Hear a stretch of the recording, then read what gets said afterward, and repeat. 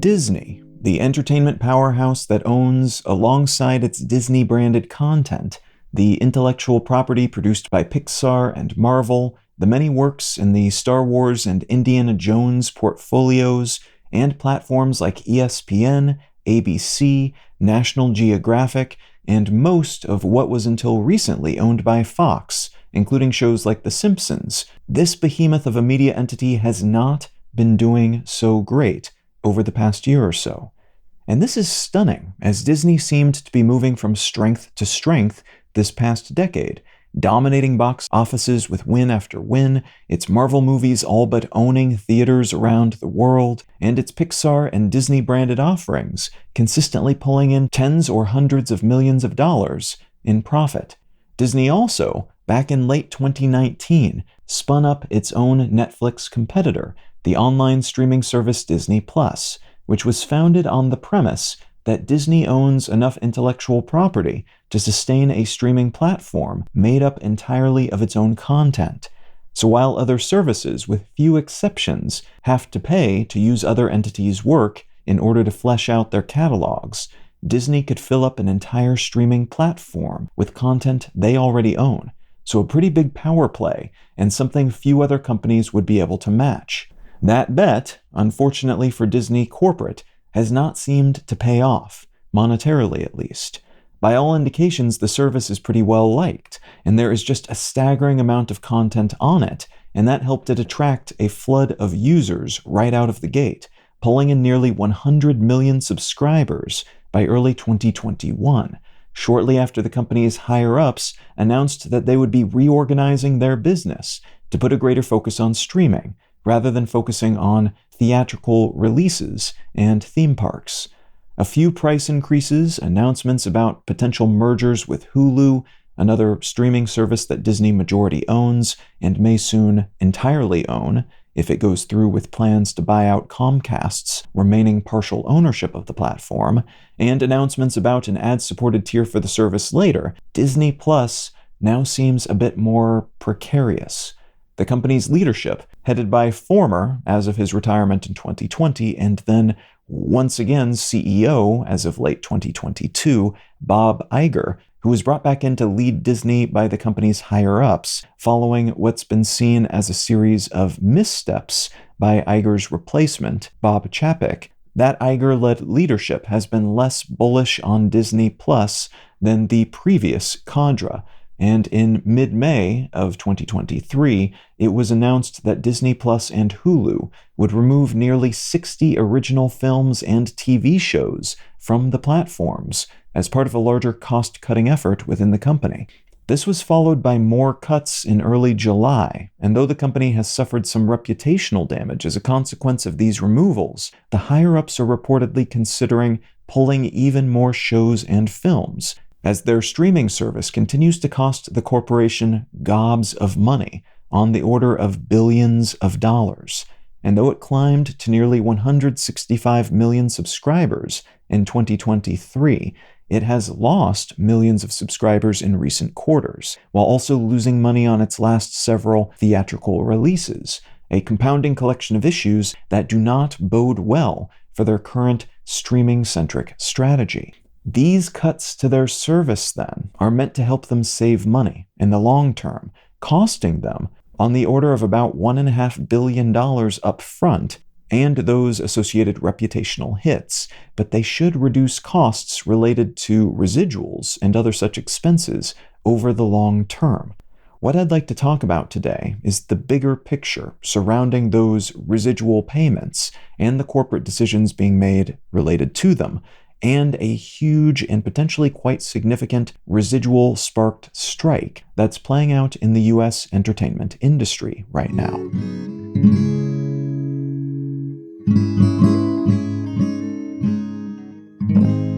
You're listening to Let's Know Things. I'm Colin Wright. Let's Know Things is an independent, listener-supported show. If you are finding some value in what I'm doing here, consider becoming a supporter. The simplest way to do that is to become a patron at patreon.com/letsknowthings. Folks who become paid supporters gain access to an additional episode of the show each month and an ad-free version of the show. A great big thanks to everyone who's already helping to support Let's Know Things, and thank you in advance if you're considering doing so in the future. All right, let's get back to the show.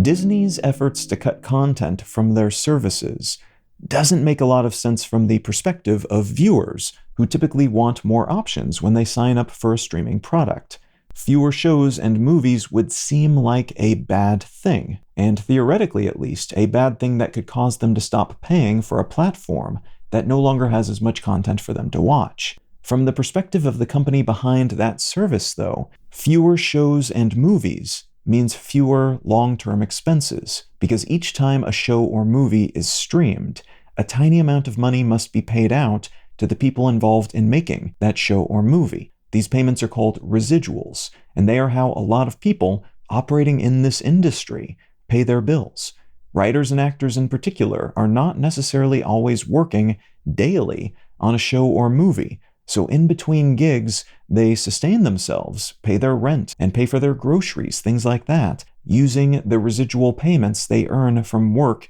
that they have done in the past.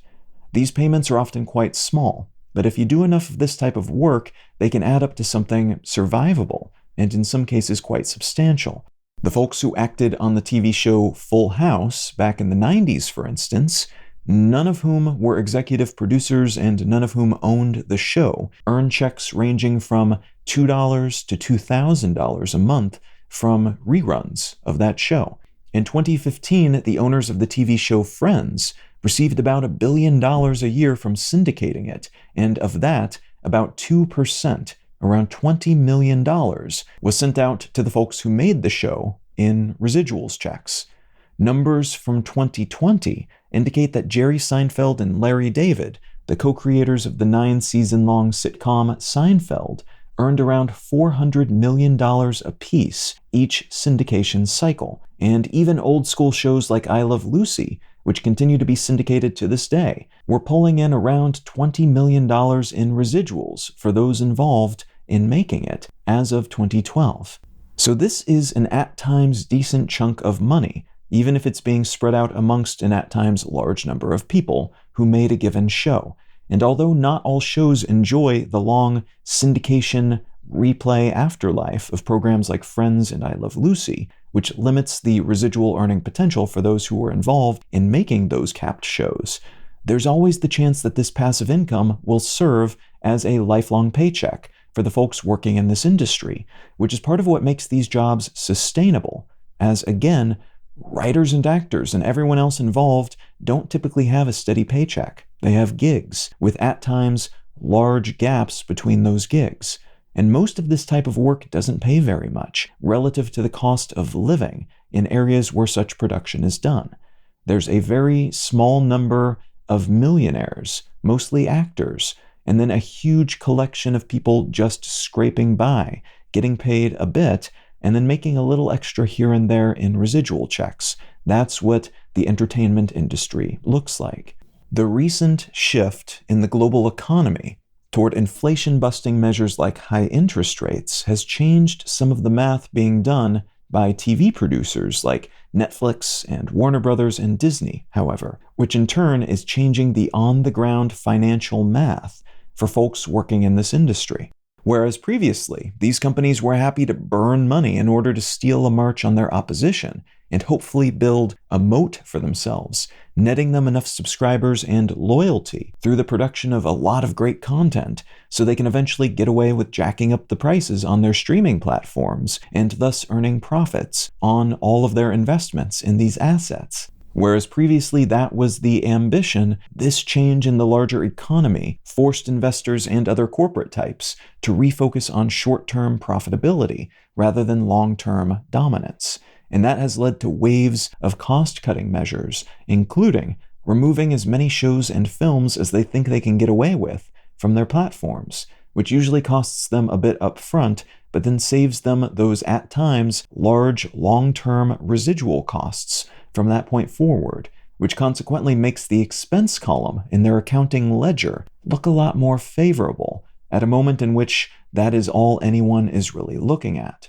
This has led to some awkward and bizarre situations. Paramount Plus's show Grease, Rise of the Pink Ladies, for instance, was nominated for 2 Emmys, but that show, at the time of its nomination, was no longer available to legally watch anywhere. It was recently removed from Paramount Plus's service as part of these cost-cutting measures, which means those involved in making it will no longer earn residuals on it, and Paramount will save that money they would have otherwise paid out. Several other shows have likewise disappeared from services, only to then win various awards nominations, which highlights the fact that many of these cost-cutting decisions have little or nothing to do with the quality of the shows and films, and everything to do with how much they will cost these networks to keep on their services.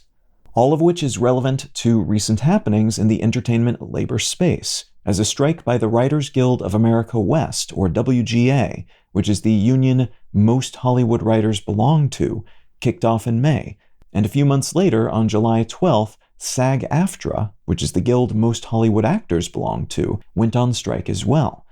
This is the first time in 63 years that both unions have been on strike at the same time, and as was the case with that previous 1960s-era double strike, this new one arrives at a moment of significant economic, technological, and industrial tumult.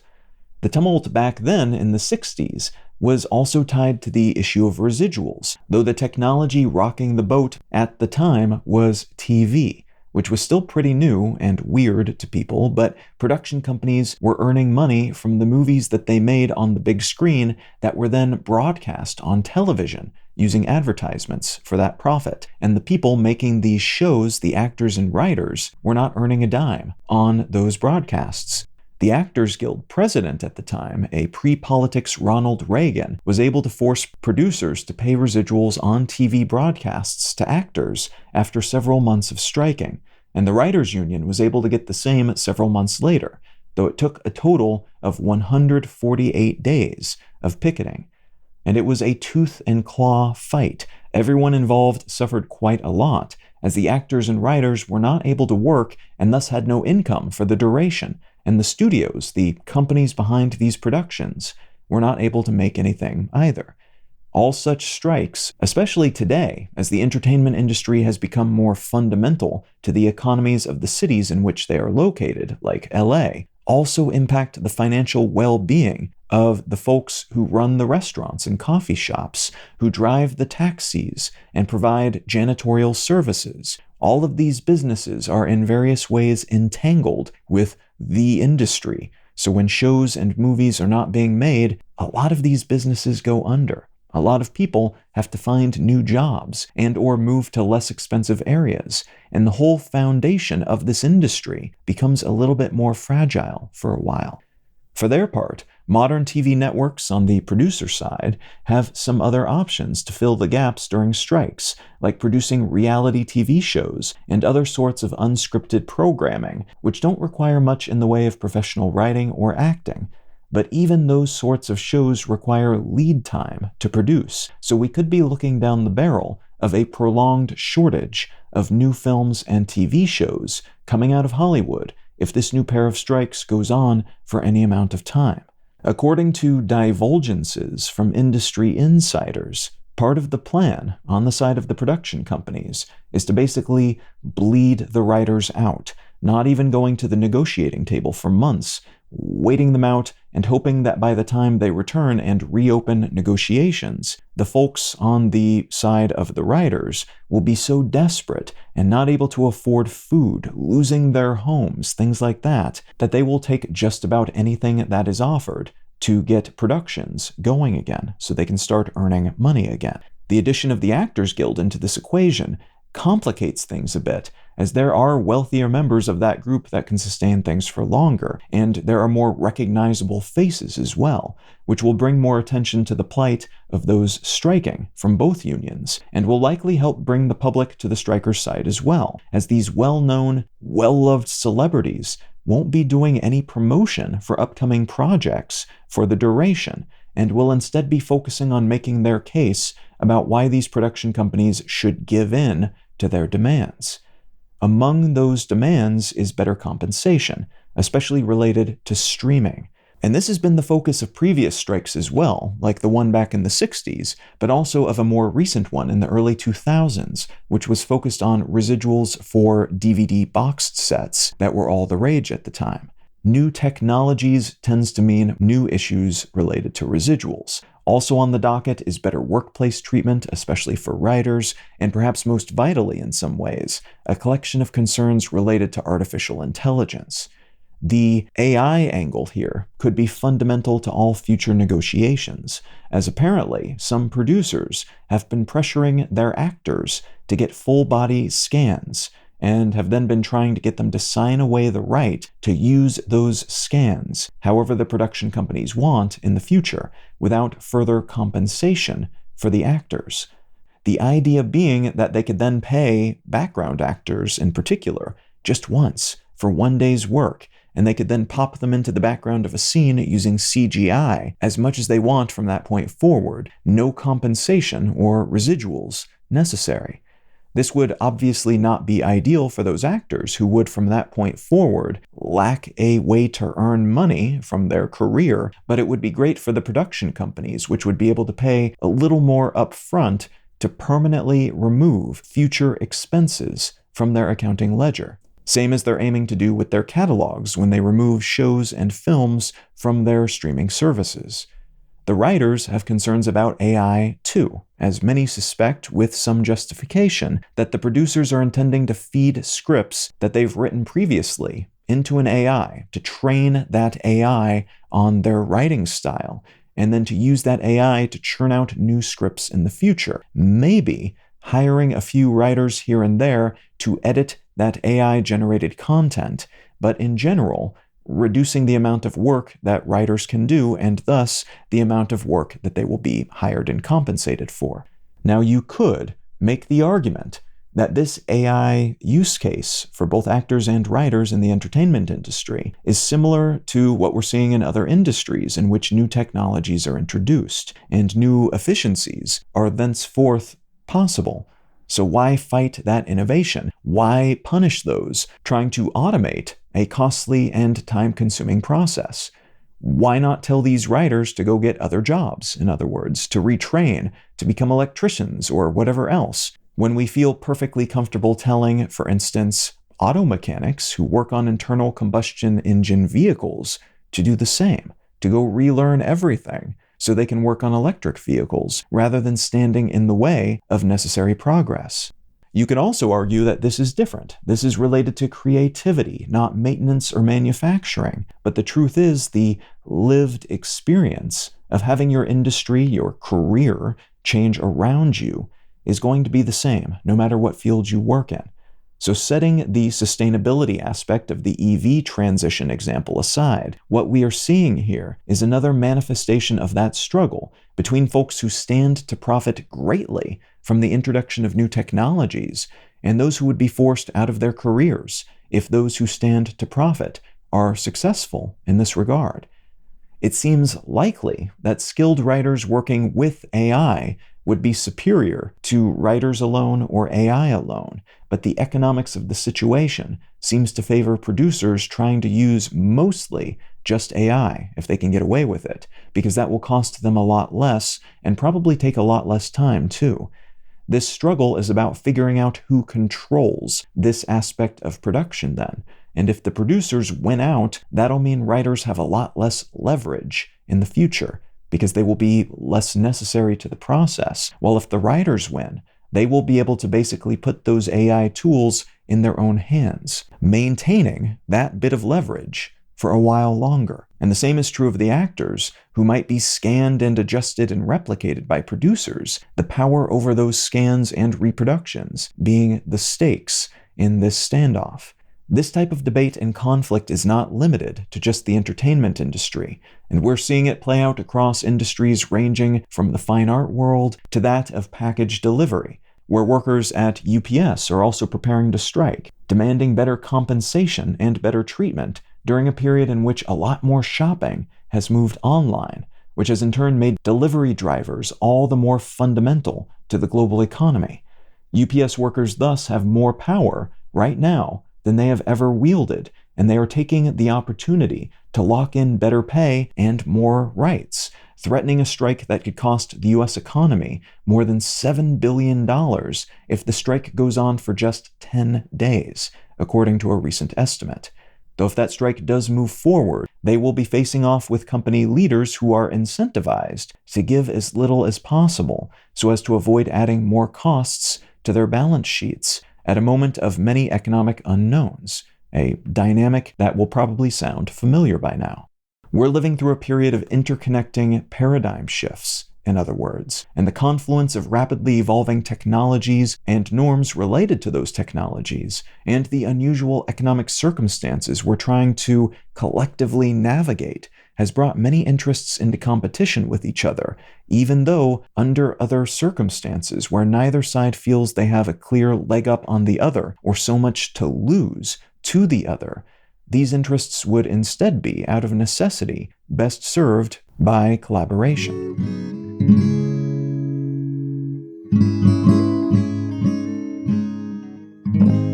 If you're enjoying Let's Know Things, consider becoming a supporter. Folks who pay the equivalent of a cup of coffee each month gain access to an additional bonus episode of the show each month and an ad-free version of the show. Said supporters also make these free episodes each week possible. A huge thanks to everyone who's already helping to support the show in this way, and thank you in advance if you're considering doing so in the future. The book I'd like to recommend today is called The Great Displacement: Climate Change and the Next American Migration by Jake Biddle. This book does a pretty good job of covering some of the big picture topics related to climate migration, and in particular focusing on climate migration within the United States, but then combining that with on-the-ground narratives and realities. So there's a lot that you can do just looking at raw numbers and analyses and possibilities. This book does that a bit and then combines it with the stories of actual people who have gone through and who are going through what a lot more people seem likely to go through in the near future, which is being forced from their homes, from their hometowns in some cases, because of changing climate realities. Incredibly high temperatures and droughts and severe storms of various sorts, all kinds of things that are becoming more likely and more extreme as a consequence of the shifting climactic context in which we are living. So if any of that sounds interesting to you, consider picking up a copy of The Great Displacement by Jake Biddle. You can find out more about me and my work at Colin.io. You can find the show notes and transcript for this and every episode of the podcast at letsknowthings.com. You can find my other news-focused podcast, One Sentence News, wherever you get your pods or at onesentencenews.com. And please feel free to reach out and say howdy on social media. I'm Colin Wright on Facebook and YouTube, and at Colin is my name on Twitter, Instagram, and yes, even Threads. Thank you so very much for listening. I'm Colin Wright, and I'll talk to you again next week.